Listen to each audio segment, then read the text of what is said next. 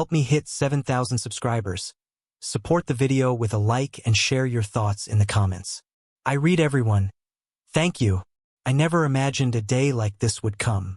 The kind that makes your stomach knot, your hands shake, and your mind replay every little moment you thought was innocent. My name is Jasper, and I've been married to Luna for 8 years. 8 years filled with laughter, shared secrets, quiet nights, and subtle glances that used to make my heart race. Or at least that's what I thought. Luna has always had this magnetic energy about her. Bright eyes, mischievous smile, and a way of making even the mundane seem magical. But over the past year, something had shifted. Little things first. The way she would suddenly seem distant when I leaned in for a hug, or how her phone was always tucked just a little too far from my view. She laughed less, distracted easily, and sometimes, when I asked what was wrong, she'd reply with a shrug or a quiet, "Nothing, I'm fine." But deep down, I knew the nothing was everything. The night it all came to a head, I had been tracking things carefully. Not in a paranoid, obsessive way, but in a methodical, precise way. Every late night, every unreturned call, every whispered conversation I happened to overhear, it all added up. And I had discovered the truth. Luna had been seeing someone else. Leo, the guy from her office, someone who looked harmless, polite, maybe even charming if you didn't know him. But I knew better. I knew exactly how far he had gone, and I had made sure he would pay for underestimating me. I came home that evening with a quiet confidence I had never felt before. Luna was there, humming softly in the kitchen, the soft amber light from the chandelier reflecting off her hair. She had changed into something soft, cozy, like she didn't expect the storm waiting for her in the next room. She looked up when I entered, eyes meeting mine for the first time in weeks without distraction. And then she did it. She leaned in, that familiar movement that had once made my heart skip beats. She whispered my name as if nothing had happened, as if the truth had never been exposed. And for a second, I almost wanted to pull her close, to forget the betrayal, to melt into the woman I had loved for almost a decade. But I didn't. I stepped back slightly, my hands still at my sides, voice low and steady. "I know about your lover," I whispered, and the room seemed to freeze, the soft hum of the refrigerator suddenly deafening. Her eyes widened, not with surprise, but with the sharp edge of fear. The smile she had carried so easily just moments ago faltered, and I could see the tiniest crack in her composure. I took a slow breath, letting the weight of my words sink in. "And I already made him pay," I added, watching as her delicate frame stiffened, her hands trembling slightly at her sides. I had been careful, calculated, and quiet in my approach. Not out of anger, not out of rage, but out of the need to reclaim control, to restore some balance that had been disrupted. Leo had thought he could step into my life without consequences. He was wrong, and Luna would learn, not through shouting, but through the cold, undeniable proof that some lines should never be crossed. She swallowed, a soft, almost imperceptible sound, and looked away. For a moment she didn't speak. I didn't rush her. Silence was my ally, my instrument of clarity. I could see her mind racing, calculating, regretting, realizing the depth of what had just been revealed. She had underestimated me for the last time. I had let her take for granted my patience, my loyalty, my quiet presence that had supported her, loved her, and kept our life running. And now, every misstep, every deceitful glance, every stolen night would be accounted for. But even as I stood there, calm and collected, my heart was a storm. Betrayal is a strange thing. It cuts deep, but it also sharpens your senses, heightens your awareness, and forces clarity in ways nothing else can. I didn't want her to cry, or beg, or explain. I wanted her to understand without words, to see the consequences of choices she had made while believing I was oblivious. And she did. Her lips parted slightly, a breath caught somewhere between fear and disbelief. That lean-in she had attempted earlier now felt like an apology, a plea, a fragile gesture of hope that she could mend what she had broken. I shook my head subtly. This wasn't about forgiveness, not yet. This was about reclaiming my dignity, about showing that actions have weight, and that trust once shattered cannot be simply stitched back together with whispered apologies or fleeting gestures. I let my eyes meet hers, unwavering, letting the silence speak louder than any words could. And in that stillness, I realized something important. Betrayal might shake you, might hurt you, but it also teaches you the boundaries you should never let anyone cross again. Her lips quivered, but she stayed silent, eyes darting away as if avoiding the undeniable truth in mine.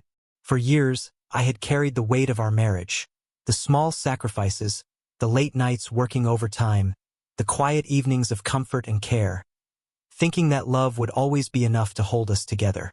But love, it turns out, is fragile when respect is gone. And respect she had traded for fleeting thrills with Leo. I took a step closer, though not too close, letting my presence fill the room without aggression.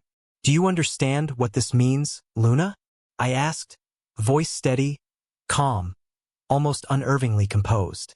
Her shoulders hunched slightly, a subtle admission of guilt she couldn't hide. "It means that the choices you made weren't just small mistakes, they had consequences. And I've made sure those consequences hit where they should." She swallowed hard, and for the first time, I saw real fear in her eyes. Not of me, but of the reality I had orchestrated.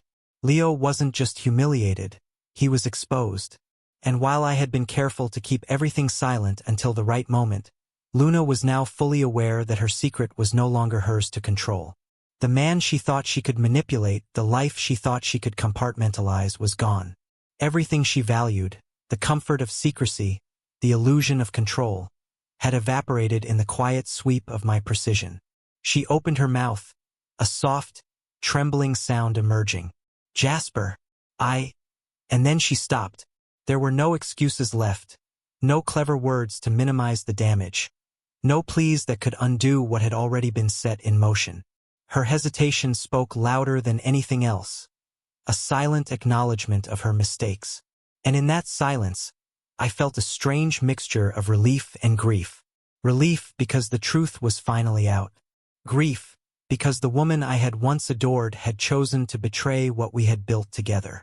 I let a moment pass, letting the tension linger, letting the gravity of the situation fully settle.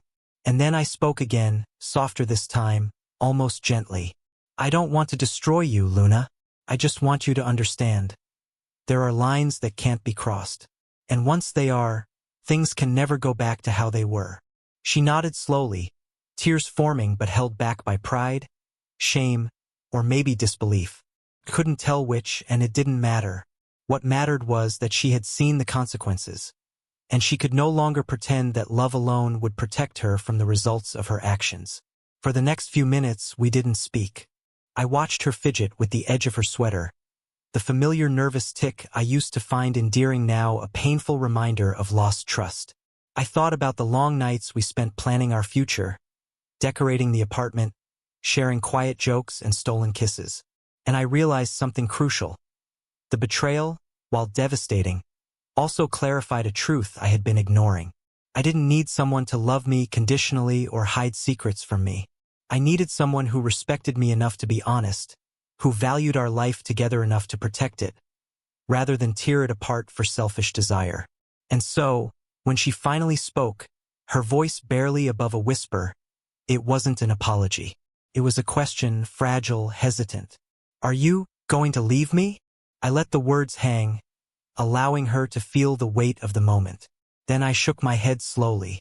"No, I'm not leaving you out of spite, and I'm not leaving because I don't care.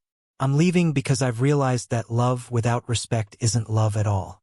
And I can't stay in a life where my heart is ignored and my trust is broken." Her eyes widened, and I could see the panic rise, the realization that control had slipped from her hands. She took a step forward, tentative as if to reach for me, but I stayed still. I could see the internal battle in her gaze.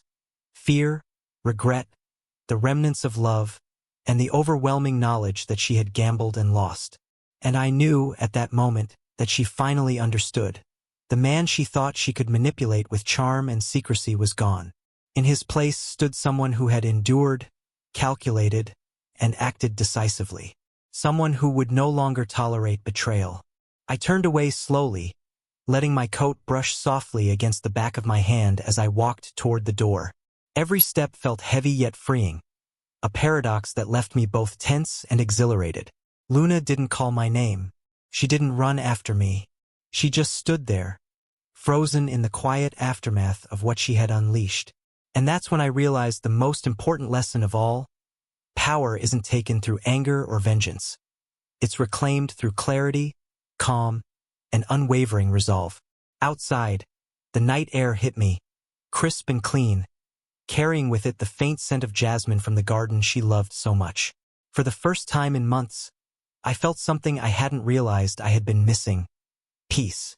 Not joy, not elation, but clarity. The weight of uncertainty, deceit, and frustration lifted from my shoulders, leaving only the steady rhythm of my own heartbeat. I was in control again, not through rage, not through revenge, but simply by standing firm in truth and self-respect. And Luna? She would have time to reflect, time to understand that choices have consequences, that love, however deep, cannot survive deceit when respect is absent. And Leo, well, he had already learned that lesson in his own quiet, irreversible way. As for me, I finally understood the power of knowing your worth and refusing to let anyone diminish it. Because some lines, once crossed, define the rest of your life. And I would never let anyone cross mine again. I walked to my car, hands gripping the steering wheel lightly, breathing steady.